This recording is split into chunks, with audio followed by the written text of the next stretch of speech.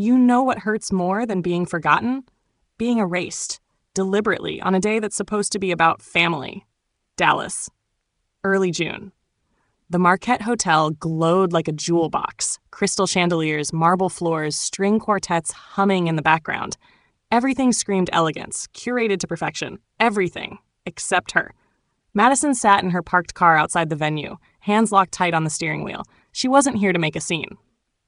She wasn't here for drama. She was here to smile, say congratulations, and disappear into the background like she always did. But the moment she stepped into the lobby, she knew something was wrong. The check-in attendant, blonde bob, business suit, and that artificially bright customer service smile chirped. "Name, please?"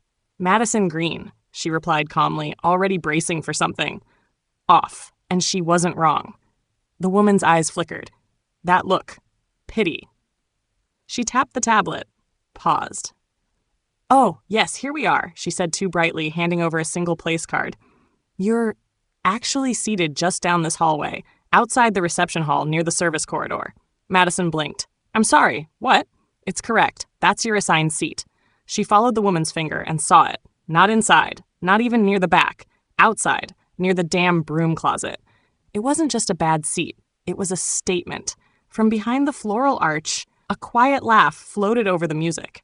Madison turned her head, and there she was, Brittany. In her flawless white designer dress, surrounded by bridesmaids and adoring family, she caught Madison's gaze and smiled. But not kindly. It was the kind of smile that said, "I win." And right then, it clicked. This wasn't an oversight. It was a warning. You were never meant to belong. You ever try to talk to your mom, and she looks at you like you're nothing more than background noise? Madison made her way across the ballroom, weaving between polished shoes and polished lies. Her heels clicked against marble floors, but no one turned to look. No one ever did. She spotted her mother, Linda, near the far side of the room, standing beside Brittany, who looked like a Pinterest board brought to life in silk and sparkle. Madison straightened her back. One breath. Then another. "Mom," she said gently. Linda barely turned. Her voice was breezy, distant. "Madison, now's really not a good time. We're adjusting the veil." Madison stepped in a little closer. "It'll only take a second." Linda let out a sigh that sounded more like a warning. She took Madison by the elbow and pulled her 2 steps away, just enough to not disturb Brittany's bridal aura. "What is it?" Madison held up the place card. "You saw where they seated me?" Linda glanced at it without emotion.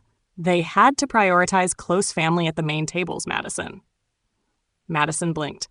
"I am close family. I'm your daughter." Linda gave a soft, hollow laugh, the kind of laugh people use to silence a child mid-tantrum. "Sweetheart, don't be dramatic. You've always been so independent. Brittany just needs more attention than you do." Madison felt something twist inside her. It wasn't just hurt, it was clarity. This wasn't a mix-up. This was the natural order as her family saw it. Brittany, center stage. Madison, expendable. From the corner of her eye, Madison saw Brittany watching, smiling, not out of joy, but victory. This wasn't a seating error. It was a message. And Madison finally heard it loud and clear. Some people stab you in the back. Others smile while they twist the knife and call it a family reunion. Madison turned and locked eyes with Brittany. She stood under the chandelier like she owned the building, one manicured hand brushing the lace on her bodice, surrounded by friends and flashes from camera phones. But her eyes were laser-focused on Madison. Then, the smirk.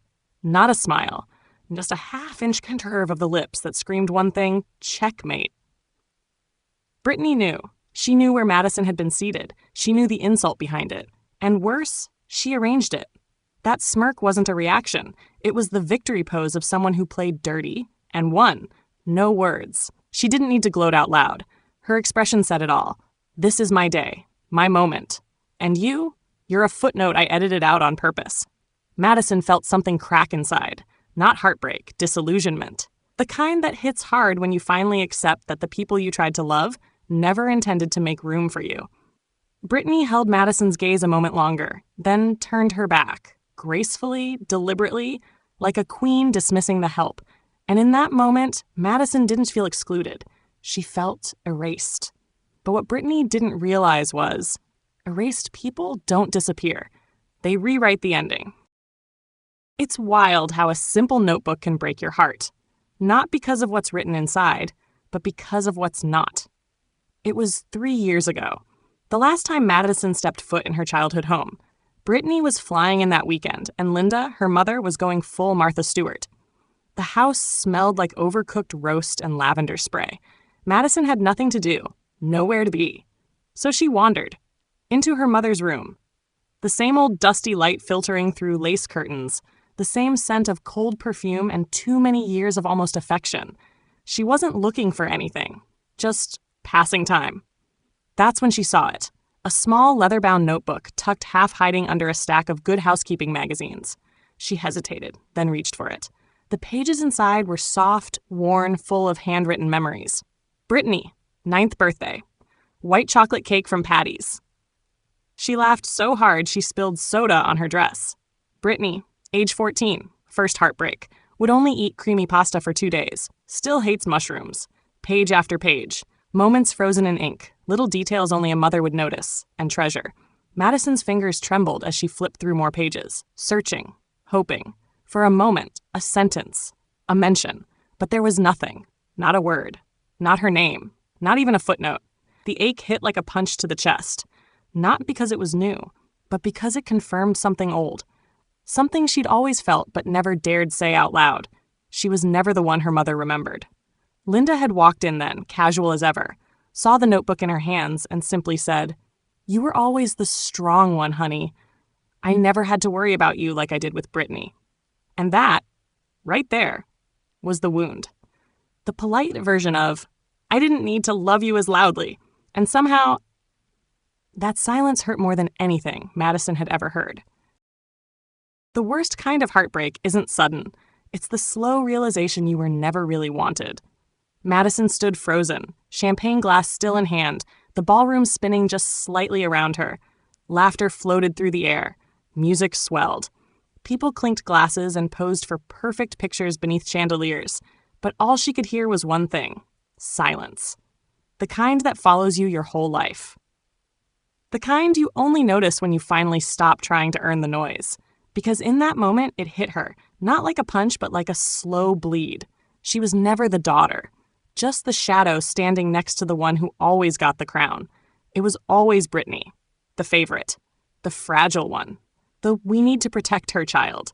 Madison, she was the strong one, the independent one, the one who didn't need anything, so they gave her nothing. She used to think if she kept her head down, if she worked harder, stayed quieter, loved them enough, they'd eventually see her. They didn't. Being invisible doesn't earn you love. It just makes you easier to ignore. And today, on the most public, polished, picture-perfect day of their family's life, they didn't even bother hiding it. Her role had always been written off screen. Now she finally saw the script. Madison stepped back, slowly. No tears. No scene. Just the kind of clarity that doesn't come with age. Only with truth. You can tell a marriage won't last when the groom starts asking the bride's sister for the truth on the wedding night. Madison had stepped away from the chaos, the music, the toasts, too bright, too loud, too fake. That's when she saw Jack, alone, at the bar, glass in hand, whiskey untouched. He wasn't smiling, wasn't basking in celebration. Instead, he was staring at nothing, the look of a man who just realized he might have married the wrong person. She almost walked away, but then his gaze lifted and found her. They locked eyes, and for a long second, no one moved. Then he stepped forward, slow, intentional, each step heavier than the last. "Madison," he said quietly. "Jack." Her voice was neutral, guarded. Silence stretched between them. Not awkward, heavy. Jack glanced down at the glass in his hand, rolled it once between his fingers, then said, "I know we've barely talked, but can I ask you something?" Madison tilted her head. "That depends. Is this a polite wedding chat or something real?" He didn't smile, didn't pretend. His eyes stayed sharp. His tone dropped. "Does Brittany ever talk about me differently when I'm not around?" There it was. The moment the fantasy started cracking, and Madison realized he already knew the answer. He just needed someone brave enough to say it out loud. Sometimes the truth isn't a bomb. It's a whisper dropped into the right silence. Jack's words hung in the air. "Has she ever talked about me when I'm not around?" Madison stared at him. He wasn't angry. He wasn't even desperate. He was searching for something real. And in a room full of curated moments and fake laughter, that was rare. She could lie. She could shrug, dodge, deflect. But then she remembered Brittany's smirk, her seat near the coat racks, her mother's indifference, and a lifetime of silence. Madison exhaled slowly, then nodded toward Jack's glass. "You might want to finish that first." He hesitated, then threw back the rest of the whiskey in one swallow. She met his gaze. Steady, clear. "I don't think you know Brittany the way you think you do." His jaw tightened. 1 second. 2. Then he spoke, barely above a whisper. "I've been afraid of that." And right then, without screaming, without scandal, without proof on paper, something inside him broke. Not loudly, but enough. Enough to know this night wasn't going to end the way it started. You can fake a smile, fake a marriage, even fake love, but screenshots? They don't lie. Jack didn't speak. He didn't have to, because that's when Eleanor appeared. She moved like she'd been waiting for this exact moment, champagne in hand, calm, but her eyes, ice cold, razor sharp. She stopped beside them, gaze locked on her son. "Darling," she said, voice velvet smooth, "you might want to see this." She handed him her phone. Jack took it. 1 scroll. 2. His face changed. Confusion. Disbelief. And then, pure silence. Text messages. Dozens. From Brittany, to her stylist, her friends. People who had no business knowing what she really felt. Eleanor? A rich old woman who needs to cut checks and keep her nose out. Jack? So easy to train. Just stroke the ego and he rolls over. The marriage? Once the wedding's done and the accounts linked, the rest is just noise. Madison watched as Jack's fingers trembled ever so slightly. Eleanor didn't gloat. She didn't even blink. She simply said, "Your wife-to-be never liked me, Jack." But she never loved you either. And just like that, the mask came off. Not with a bang, but with a quiet, brutal swipe. When the music stops and the door shuts, it's no longer a wedding. It's a reckoning. 1 minute, champagne was flowing. The next, a door slammed shut. The music muffled behind thick velvet. The lighting turned cold. They were upstairs now, in a private lounge. No decor. No applause. Just truth, finally cornered. Eleanor stood by the door, still composed. Jack leaned against the edge of the bar, phone clenched in one hand, expression unreadable. Madison, silent. Watching. A quiet presence with nothing left to prove. And then, Brittany walked in. Her heels clicked like warning shots across the tile. Linda followed close behind, confusion battling panic on her face. Brittany scanned the room. Her eyes narrowed.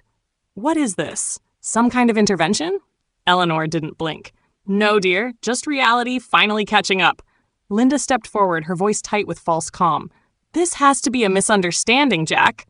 "You know how stressful weddings are. Brittany's been under so much pressure." Jack didn't flinch. He simply raised the phone and held it out. Her words, in her tone, in black and white. Brittany froze. There was no denying it. No cute twist, no crisis PR move, just silence. Madison glanced at Linda and saw it. That slow dawning horror of a mother realizing she may have created the very monster now falling apart in front of them. And just like that, the entire room shifted. Not with screaming, but with the heavy, chilling sound of something finally breaking. When the quietest voice in the room finally speaks, sometimes it's the one that hits the hardest. The room was frozen. Brittany wasn't breathing. Linda was still trying to hold the moment together with a smile that didn't reach her eyes. Jack had stepped back, stone-faced. And Madison? She didn't move. Because this wasn't her moment. It was his. Richard. The man who always nodded but never acted. The man who sat through years of injustice and called it peace. He exhaled slowly, then said calmly but firmly, "Linda, enough." The room snapped to attention. Linda turned, shocked. "Richard?" He stepped forward. Not fast, not loud, but with weight. "We need to stop pretending," he said. Brittany's voice cracked. "Dad? What are you talking about?" He turned. Not to her, to Madison, and looked at her like he was finally seeing her. For the first time in decades. "I've watched. I've listened. But I never heard you, Madison." His voice broke. Just slightly. "I let everything revolve around Brittany. I let you fade into the background of your own life. That was my failure." Linda reached for his arm, but he pulled away, gently but unmistakably. "Not this time." Silence. And then Madison's eyes shimmered, not from pain, but from the soft, quiet shock of finally being seen. Some people drop microphones. Jack dropped a legal envelope. The room didn't breathe. Brittany stared at Jack, her jaw slack, her face drained. There was no smirk now, no more damage control, just naked panic. Jack held her gaze, unflinching. Then, without a word, he reached into the inside pocket of his suit and pulled out a thick white envelope. Everyone saw it. Everyone knew. He spoke evenly, like he'd rehearsed it in his head 1,000 times. Annulment papers. Drawn up a week ago. I was just waiting to see if you'd show your hand first. Gasps rippled across the room like an earthquake under silk carpet. Linda choked back a sob. Richard stiffened. Eleanor remained perfectly still, vindication in her silence. And Madison? She didn't gloat. She didn't blink. She just stood there, watching justice land like a hammer wrapped in velvet. Brittany staggered back. No, you can't do this. You don't mean that. This is just stress, Jack. Jack cut her off. This isn't stress. This is who you are. And I'm done pretending I didn't see it. He held out the envelope. Calm, final, undeniable. No screaming, no drama. Just the end. On paper, in his hand, signed and sealed. When the person who always defended you looks at you and says nothing, that silence is your sentence. Brittany turned, wild-eyed, voice shaking, to the one person she always believed would stand behind her. Mom, she whispered, you know me. You know I would never... This is all twisted. You know who I am. Linda didn't respond. Not right away. She stared at her daughter, not with anger, but with something worse. Recognition. The mask was off. The illusion shattered. And what was left was someone Linda didn't quite know anymore. Brittany's voice cracked as she tried again. Mom, please, say something. Help me. Linda exhaled slowly. I have protected you your entire life, Brittany. Her voice was quiet, measured. I've cleaned up your messes. I've made excuses. I've silenced things I shouldn't have. Brittany froze. Her lips parted. But Linda wasn't done. But today, you're not the one who needs defending. Silence. Crushing. Irreversible. And just like that, the girl who always had someone covering for her was finally left to face the consequences. Alone. Cornered people don't apologize. They attack and hope someone's still dumb enough to believe them. Brittany snapped. Her voice rose, sharp, panicked, unraveling. This is all your fault, she spun toward Madison like a storm looking for something to destroy. You've always been jealous, always waiting to take me down. Well, congratulations. Are you happy now? But Madison didn't flinch, didn't blink. She just stood there, still, solid, done.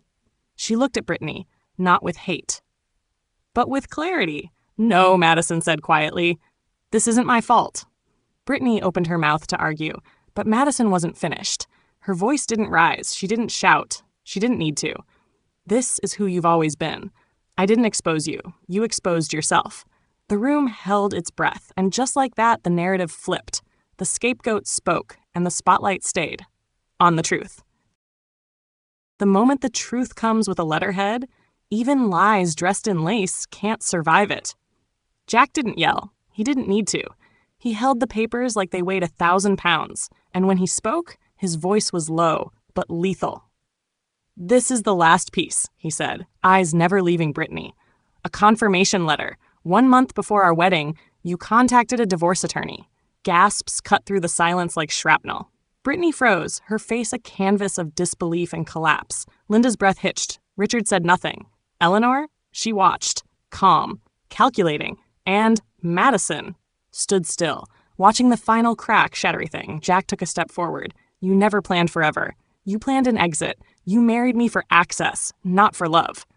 Brittany's eyes brimmed with tears, but no one moved, because documents don't lie. And this time, no one was jumping in to save her. The image, the perfect bride, the glowing daughter, was gone. All that remained was the woman behind the curtain, and the silence of people finally seeing her for who she was. The loudest sound in the world is the silence when no one takes your side. Brittany cracked. The poise, the posture, the perfect smile, gone. She turned, spinning in place, eyes darting, looking for someone, anyone, a friend, a parent, a loyal face in a sea of judgment. But there was nothing, just stares, blank, cold, avoidant. Even Linda, especially Linda. Brittany's voice was a broken whisper. Mom? She reached out, fingertips trembling. Linda didn't move, didn't step forward. Didn't soften. She just looked at her daughter, not like a child, but like a stranger. You don't believe them, do you? Brittany begged, her voice cracking. Linda blinked once, but said nothing, and in that void, Brittany knew. The final bridge had burned, and no one was coming back to save her. She didn't walk out like a victor. She walked out like a woman finally choosing herself, and that's the greatest win of all. Madison pushed open the ballroom doors. No one stopped her. No one followed. She stepped into the night. Gone were the chandeliers. Gone were the speeches, the music, the lies wrapped in lace. Just cool air and stillness and peace. She inhaled, slow and full, like it was the first real breath she'd taken in years. No tears, no smug smile, just relief. She didn't need apologies, didn't need acknowledgement, because the silence behind her said it all. In a simple dress and scuffed heels, she descended the marble steps, not like someone running away, but like someone finally walking out of a house that was never hers. No glance back, no dramatic pause, no final line, just one step after another, toward a life that no longer needed to be earned, just lived. Not all apologies come too late. Some just come when you've already stopped needing them. It's been a week since Madison walked out of the ballroom, since she stopped being the forgotten daughter and became the woman who said enough. In that week, her phone didn't stop buzzing. Missed calls, voicemails, texts from Linda, some filled with half-baked apologies, others with justifications dressed as concern. Maybe I didn't handle things well. Brittany wasn't always easy. I did the best I could. You know that, right? Madison read them all, but never replied, because real apologies don't need follow-up. They need timing, and she wasn't handing out second chances anymore. And Brittany? Gone. No posts, no stories, no cryptic captions or curated smiles. Just digital silence, the kind you'd expect from a queen dethroned quietly and erased without ceremony. And life moved on, without her. Freedom isn't walking away. It's no longer walking toward people who never once met you halfway. Madison stood at her apartment window, city lights blinking in the distance, a cold cup of coffee in one hand, still, quiet. Beside her, on a small shelf, sat a framed photo, the old family picture. Brittany beaming center stage, Linda's hand proudly on her shoulder, and Madison, off to the side, barely in the frame, like a guest who wandered in. She stared at it, not with sadness, not even with resentment, just clarity, the kind that settles in your bones once you stop begging to be seen. She set the frame down, turned away, no second thoughts, no lingering what-ifs. She wasn't trying to earn a seat at their table anymore. She was building her own, one that came with peace, with space, and with her name at the head. Leaving isn't weakness. Sometimes it's the strongest thing you'll ever do. Madison once believed family meant staying, even when it hurt, even when no one looked your way. But now she knows the truth. Family isn't blood. It's respect. It's showing up without making someone earn their worth. She isn't bitter, she's not sad, and most importantly, she's done begging to be chosen. Because this time, she chose herself. She didn't leave because she was fragile. She left because she finally understood. Staying would have broken her. Leaving set her free. You don't have to stay to prove your worth. Sometimes, walking away is the loudest thing you'll ever say. If you've ever had to walk away to protect your peace, from a family, a friendship, a room that never made space for you, let me tell you something. That wasn't weakness. That was courage. Choosing yourself doesn't make you selfish. It makes you whole. You don't owe anyone an explanation for saving your own soul. It took me years to learn that. But if you're on that same road, I see you, I believe in you, and you're not alone.